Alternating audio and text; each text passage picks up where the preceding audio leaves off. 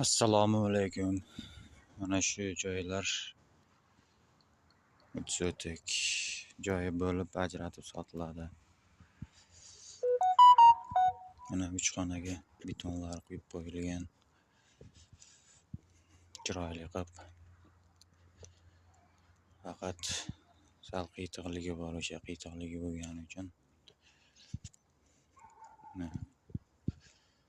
chegara